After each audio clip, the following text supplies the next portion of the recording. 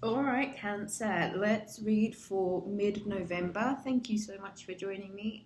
If you would like to book a reading, visit rubyreadstarot.com. Romance Angels, Goddess Guidance, both by Doreen Virtue on standby should I need them. Back to the Waite, and let's crack on for your month. Heading into Sagittarius season. Last month of 2021, Cancer. Can you believe it's already that time of year? Wow. I think you'll agree there's a lot that's been accomplished this year. There's a lot that's changed. There's a lot that you've done within yourself. I think you've had a real heavy emphasis on your diet, your weight, the way you take care of yourself, the way you eat. Coming into the last month of the year, I think it'd be a good idea, Cancer, to just look over some of those things that you still want to achieve, some of those things that you still know that are in the pipelines, and try and revise or relook at a plan to try and put those last things together. All right, let's get some cards for Cancer for November, mid-November 2021. Let's get some cards for the sign of Cancer. Let me shuffle. There we go. Let's get some cards for the sign of Cancer. Don't think they're yours. Let's get some messages for the sign of Cancer 2021. Let's get some messages for the sign of Cancer 2021. Let's get some cards for the sign of Cancer mid-November 2021. Let's get some messages for the sign of Cancer mid-November 2021. Remember, guys, to check out your sun, moon, and rising also to get a clearer picture about what's going on with your situation.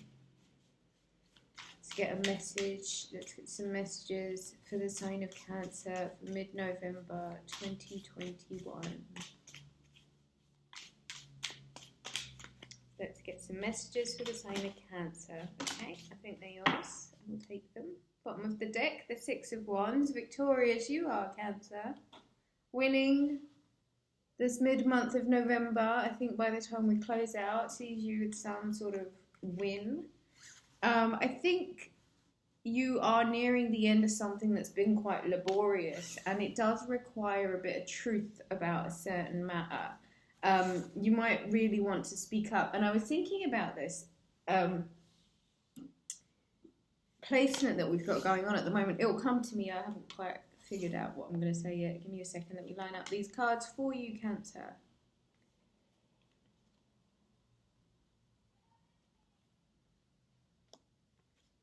Okay, so I have for you Ten of Wands, the Ace of Swords, the Six of Wands, the Six of Pentacles, the Eight of Swords, the Temperance card, the Queen of Swords, the Death card, the Seven of Wands, the King of Pentacles, and the High Priestess.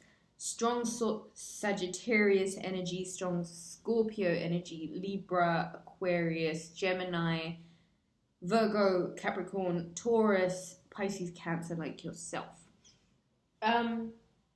Cancer. I think it's certain. It's certain. I think it's certain. You've got to cut a burden. I think you've kind of reached the end of a line, the end of the line with carrying something. I think you are now looking towards speaking your truth, being the voice of reason, even the universe sort of cutting certain things, certain burdens, certain ties, certain boundaries, certain things. Like, it's time to cut it. Queen of Swords, there is this kind of cold, aloof, detached need for discernment. There's very little emotion here. It's very just black and white, cut and dry. Temperance card is Sagittarian energy, and as we go into Sagittarius season, you might need to look over certain things that hold you back, where you yourself hold you back. limiting beliefs, paranoia, doubts, fears, self-sabotage. You're being asked to be really giving of your energy, but in a balanced kind of way. I think participating in things that you know are good for your soul, keep your energy good, just keep it, balanced. You've got to decide mid-month, moving into Sagittarius season, who gets that energy and who doesn't, and how much of it you have to give and how much of it you've got to make sure you've got in reserve. I think be selective of your company, especially if they make you feel really trapped, stagnant, or paranoid, or just really not very good. You are transmuting a lot, and it is saying like there's certain things within you you've really got to change up, certain emotions, the way you handle certain emotions, emotional like triggers, what they set off within you. It's about giving up bad habits, transmuting negativity, and just giving to light what it is that we know is a little bit beyond us and we can't quite manage to, get a grasp on ourselves. The Death card is the card of an ending, but with most endings comes a new beginning. Where one door closes, another one opens. Yes, certain things have had to move on now, but the sun does rise again, and so